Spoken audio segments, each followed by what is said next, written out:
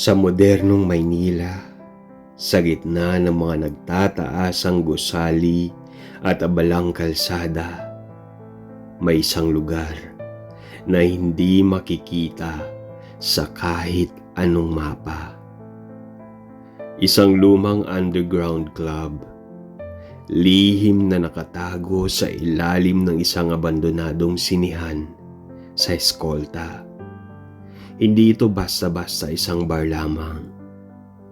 Ito ay isang ritual na lugar kung saan ang mga piling tao lamang ang nakakaalam. At sa gitna ng lahat ng ito, isang misteryosong inumin ang nagiging dahilan ng pagkakulong ng sinumang makakatikim nito. Ang Azuris. Isang asul na likidong kumikislap sa ilalim ng ilaw. Tila may sariling buhay. Hindi ito basta alak lang. Ito ay isang eliksir, isang halik ng kabilang mundo. Isang patak pa lamang at mararamdaman mo ang init na gumagapang sa iyong balat. Ang pagbilis ng tibok ng iyong puso at ang pagkatunaw ng manipis na harang sa pagitan ng realidad at ng panaginip. Dito pumapasok si Lauro, isang batang scientist na may matinding hilig sa mga misteryo ng agham at sinaunang kultura. Hindi siya naniniwala sa mahika dahil para sa kanya, lahat ay may paliwanag.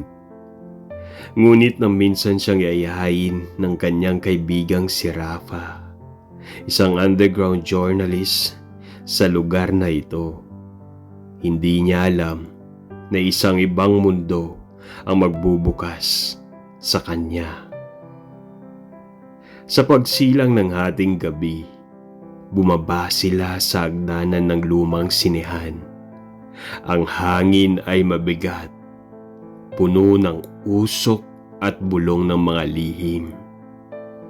Sa loob ng club, hindi ordinaryo ang tanawin. Mga lalaking may maskara, mga babaeng tila diyosa sa kanilang mahahabang tela, at isang musika na tila bumabalot sa iyong kaluluwa.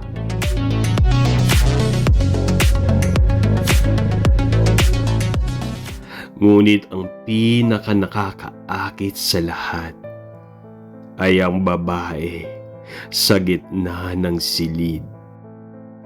Si Anya. Isang babaeng may buhok na kasing itim ng gabi. May matang kumikislap na parang asul na apoy. Siya ang nagdadala ng Azuris. Nang dumaan siya sa harap ni Lauro, nagtagpo ang kanilang mga mata. Isang sulyap, isang pag-anyaya. At doon nagsimula ang lahat.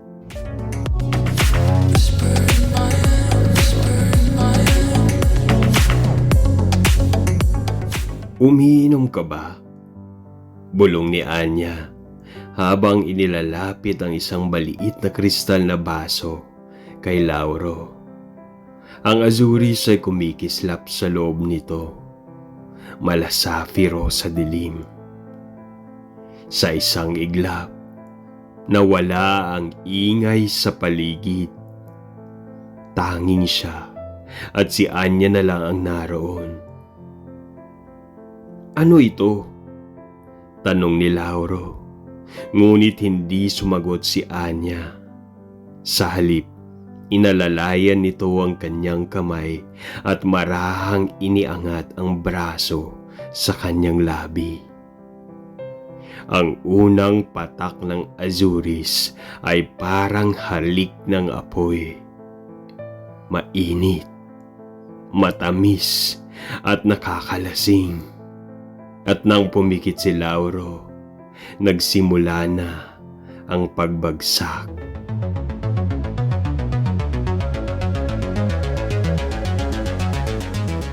Ang sandaling iyon, ang unang patak ng Azuris sa kanyang labi, ay parang pagsisimula ng isang ritual. Sa isang iglap, nagbago ang lahat. Biglang lumiwanag ang paligid. Ngunit hindi ito ang ilaw ng mga chandeliers o neon lights ng club. Ang kinang ay nagmula sa kanya mismo, mula sa ilalim ng kanyang balat, mula sa kanyang dugo. Ang bawat haplos ng hangin ay tila may sariling init. Bawat tunog ng musika ay dumidiretso sa kanyang kaluluwa. At sa gitna ng lahat ng ito, naroon si Anya. Siya ang tanging malinaw sa isang mundong lumalabo. Ang kanyang katawan ay isang paanyaya. Ang kanyang mata ay apoy na nagpapasiklab sa loob ni Lauro. "Huwag kang matakot," bulong niya habang inilalapat ang kanyang palad sa dibdib ni Lauro. Isang haplos at nag-aapoy ang laman. Hindi ito sakit, hindi ito takot. Ito ay isang pagnanasa, isang gutom na hindi pa niya nararamdaman kailanman. At nang yakapin siya ni Anya, bumagsak sila sa isang bagong mundo.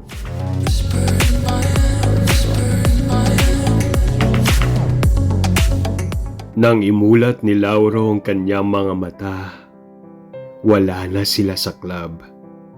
Nasa isang lumang silid sila, puno ng alikabok at antigong kasangkapan. Ang mga kurtina ay yari sa itim na seda at sa gitna ng silid ay isang higaan. Hindi ito ordinaryo, kundi isang altar ng kasakiman at pagnanasa. Dahan-dahang lumakad si Anya palapit sa kanya. Walang kahit anong saplot sa katawan, maliban sa manipis na tela na bumabalot sa kanyang balakang. "Dito, Lauro, wala kang dapat ikatakot. Ang tanging batas dito ay ang pagnanasa," wika ni Anya. Itinulak siya ni Anya sa kama. Ang kanyang katawan ay pumatong sa ibabaw niya at naramdaman niya ang lambot ng kanyang balat at ang init ng kanyang hininga. Ang kanyang mga daliri ay naglagbay sa dibdib ni Lauro pababa sa kanyang tiyan. Bawat galaw ay parang alon ng kuryente na dumadaloy sa kanyang ugat. At nang dumampi ang kanilang mga labi, doon niya napagtanto, hindi na siya ang dating Lauro. Ang mga sumunod na sandali ay parang isang mahaba, mainit na awit. Wala ng oras, wala ng mundo sa labas. Ang bawat galaw ni Anya ay isang pagsayaw ng apoy. Minsan mabagal, minsan marahas. Ang kanilang katawan ay nagtagpo sa paraan na hindi kayang ipaliwanag ng simpleng salita. Sa bawat halik, sa bawat daing, unti-unting nilalamon si Lauro ng Azuris. Hindi na siya ordinaryong tao. Siya ay isang nilalang ng pagnanasa, nilikha para sa sandaling ito. Ipagkaloob mo ang sarili mo sa apoy, Lauro. Bulong ni Anya habang ipinaghehele siya sa init ng bisig nito. At sa sandaling iyon, bumigay siya dahil wala ng ibang mundo kundi ito.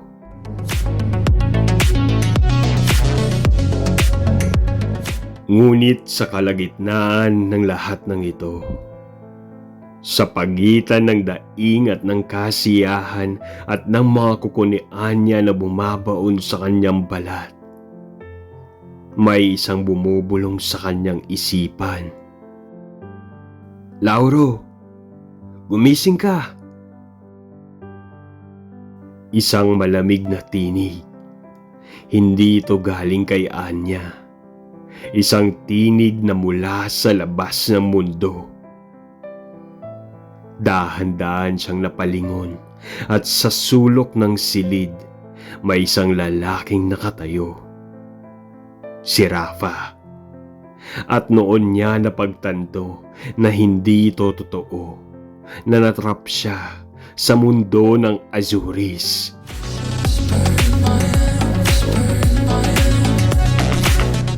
Pilit niyang inaalis ang kamay ni Anya sa kanyang katawan. Ngunit ang babae ay lalong humihigpit ang kapit. Ang kanyang mga mata ay nagliliyab sa bughaw na apoy, at ang kanyang mga labi ay puno ng ngiti na naglalaman ng lihim. "Hindi mo na ako matatakasan, Lauro. Akin ka na," aniya ni Anya. Pero may isang bagay si Lauro na hindi alam ni Anya. Siya ay isang scientist at ang lahat ng bagay, kahit ang mahika, ay may paliwanag.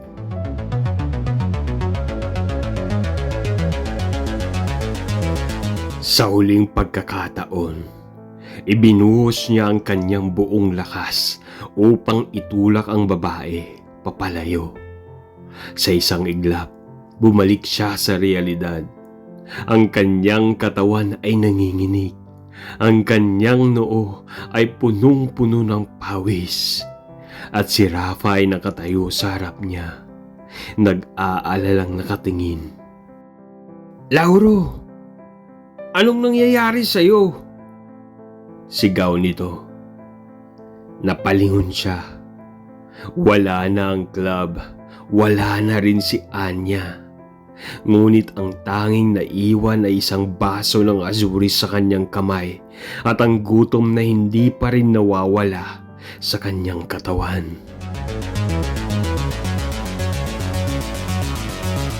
At noon niya napagtanto na kahit nakabalik na siya sa realidad, dala pa rin niya ang apoy ng kabilang mundo.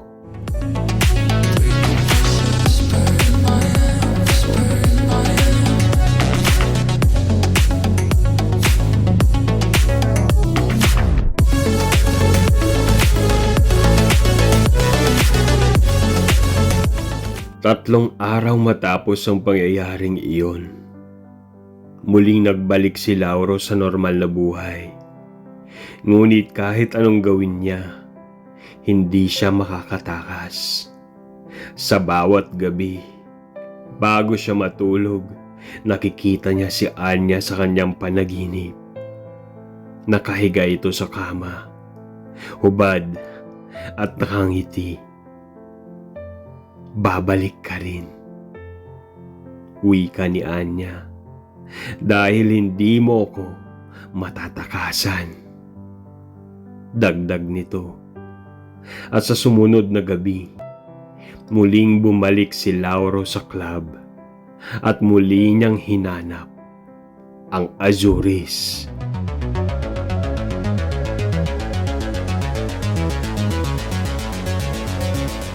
Tatlong araw mula nang una niyang malasahan ang Azuris, hindi na naging pareho ang buhay ni Lauro.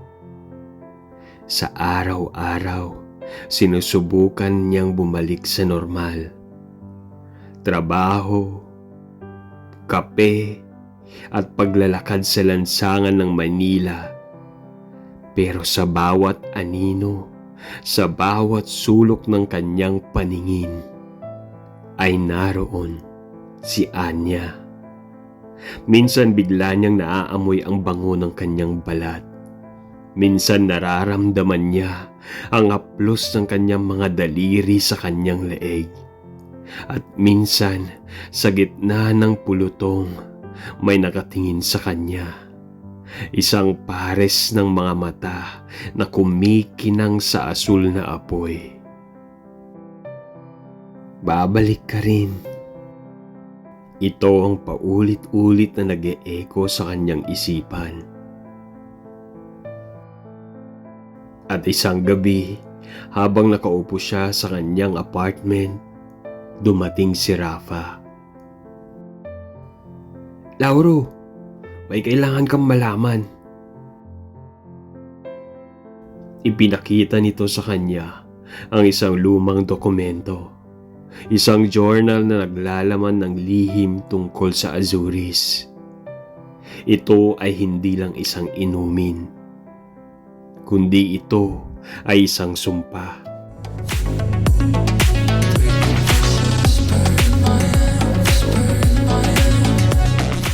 Ayon sa journal, ang Azuris ay matagal nang umiiral. Hindi ito basta-bastang droga lamang o alak. Ito ay isang portal. Ang sino mang makakatikim nito ay hindi na makakawala. Ang kanilang kaluluwa ay mananatiling nakakadena sa mundong hindi nila nakikita. At doon lumamig ang dugo ni Lauro dahil alam niyang siya mismo ay unti-unting nahuhulog. Noong gabing iyon, habang nakahiga siya sa kanyang kama, nangyari itong muli. Nang imulat niya ang kanyang mata, wala na siya sa kanyang silid. Naroon na siyang muli sa bahay ng asul na apoy. Sa gitna ng silid, nakahiga sa kama si Anya. Hubad, nakangiti. Ang kanyang buhok ay nakalatag sa silk na unan. "Hindi mo kayang lumayo sa akin, Lauro," batid ni Anya. Lumapit siya rito, hindi dahil sa kagustuhan niyang lumayo, kundi dahil sa isang malalim na pangangailangan.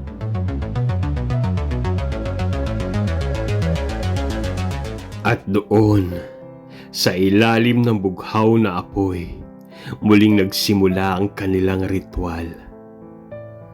Hindi ito basta pagnanasa. Hindi ito basta pagpapaubaya lang. Ang bawat dampi ng kanilang balat ay parang isang ritual ng sinaunang panahon. Ang bawat galaw ni Anya ay parang alindog ng isang diyosa na matagal nang nakalimutan ng mundo.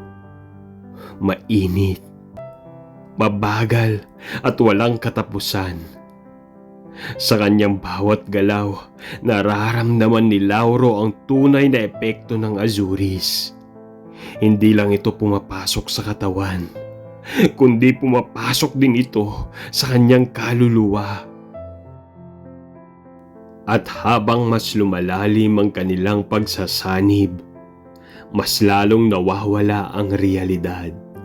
Mas lalong lumalabo kung sino pa siya, at sa sandaling iyon, alam niyang wala na siyang kawala.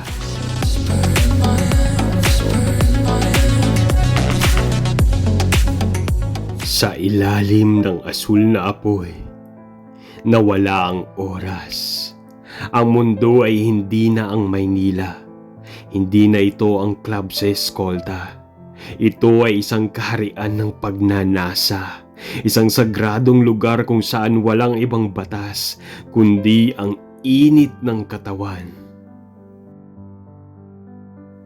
Si Anya ay parang isang diwata ng gabi. Nakalatag ang mahahabang binti sa malamig na telang parang ulap at ang kanyang katawan ay parang hinubog ng mahika. Bawat galaw niya ay isang paanyaya. At si Lauro, bagamat pilit na lumalaban, ay tuluyan ng bumigay. Hinila siya ni Anya pabalik sa kama. Dahan-dahan, marahan, ngunit may kapangyarihang hindi niya kayang labanan. Ikaw ay akin na, bulong ni Anya. Isang dampi sa kanyang balat, isang halik sa kanyang leeg, at ang buong katawan ni Lauro ay nagliyab sa pagnanasa. Hindi ito tulad ng dati niyang naranasan. Ito ay mas matindi. Ito ay mas totoo. Bawat sandali ay parang sinadyang pahabain. Bawat sensasyon ay tumatagos sa kanyang kalamnan. Ang init ng katawan ni Anya ay parang isang alon na unti-unting lumulunod sa kanya. At habang mas lumalalim ang kanilang pag-iisang katawan, mas lalong lumalabo ang hangganan ng kanyang sarili. Habang nakayakap siya kay Anya, sa gitna ng pagnanasa, isang malamig na boses ang biglang bumulong sa kanyang isipan. Lauro, tumakas ka habang kaya mo pa. Napatingin siya. Isang anino sa sulok ng silid. Isang babae. Isa pang biktima ng Azuris. At noon niya napagtanto na ang mga naunang nahulog sa mundo ng Azuris ay hindi na kailanman nakabalik. Si Anya, ang diyosa ng gabing iyon, ay patuloy na gumagalaw sa ibabaw niya, parang sayaw ng apoy sa hangin. Ang kanyang mga labi ay nag-iwan ng mga bakas sa balat ni Lauro. Bawat halik ay parang isang sumpang hindi mabubura. At sa bawat sandali, lalo siyang bumabagsak. Wala ng oras, wala ng dahilan. Ang tanging natira ay ang walang hanggang pagnanasa. Isang mabagal, mahaba at malalim na pagsuko.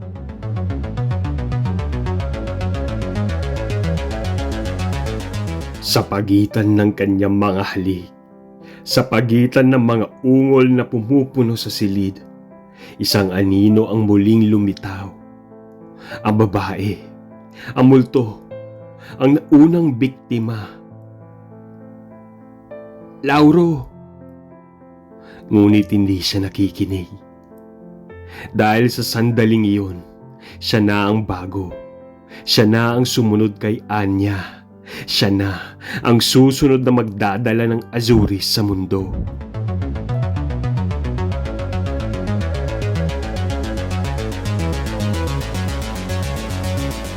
At sa huling halik ng gabi, nang si Anya ay muling lumapit sa kanyang tainga at bumulong ng isang lihim na hindi na niya matatanggihan, naintindihan niya ang kanyang bagong papel. Siya na ang tagapagdala ng apoy.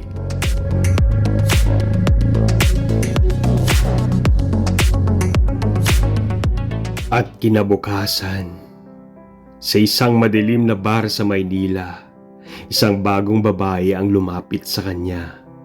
At sa kanyang kamay ay isang baso ng bughaw na likido ang kanyang iniabot. Tikman mo, bulong ni Lauro. Habang ang kanyang mga mata ay kumikislap sa bughaw na apoy.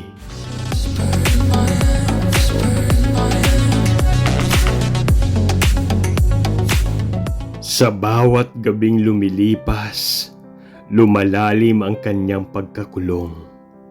Hindi na natapos ang mga gabi sa iisang katawan. Hindi na nagwawakas ang mga halik sa isang babae lamang. Ang mundo ni Lauro ay naging isang bangungot na hinabi ng pagnanasa. Isang labirento ng balat, halimuyak at bughaw na apoy. Minsan sa isang hotel. Minsan sa isang madilim na silid na walang bintana. Minsan sa ilalim ng ulan. Sa isang eskinita. O kung saan ang dilim ay nagtatago ng kanilang kasalanan. Sa bawat sandali, mas lumalalim ang kanyang pananabik, mas nagiging hayok ang kanyang katawan. Ang Azuris ay hindi na lang lason, ito na ang kanyang relihiyon. Ang kanyang katawan ay isa ng lalagyan ng apoy. Ang kanyang balat ay nagbabaga sa init na hindi kayang pawiin ng tubig o ng hangin. Ang kanyang hininga ay punong-puno ng halimuyak na umaakit sa sino mang malapitan niya. Ang kanyang mga mata minsan ay maamo, ngunit sa ilalim ng liwanag ng buwan, kumikislap sa bughaw na ningas. Naging likas sa kanya ang pang-akit, isang sulyap, isang dampi, isang simpleng paghinga malapit sa leeg, at ang sino mang mapili niya ay kusang bumibigay. Walang tumatanggi, walang nakakaligtas.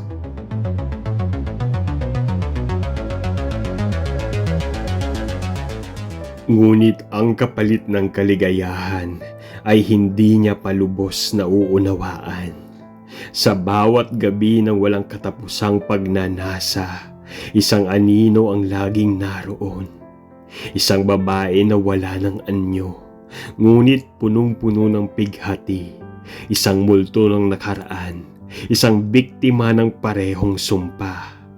Sa bawat halik na ibinibigay niya sa panibagong katawan, sa bawat ungol na lumalabas sa kanyang labi, isang panaghoy ang lumilitaw sa kanyang isip. Mga nawawalang kaluluwa, mga hindi na nakabalik sa sarili nilang mga katawan, mga minahal at nilamon ng Azuris bago pa siya dumating. Ngunit wala nang balikan. Hindi na niya matandaan kung sino siya bago ito nagsimula.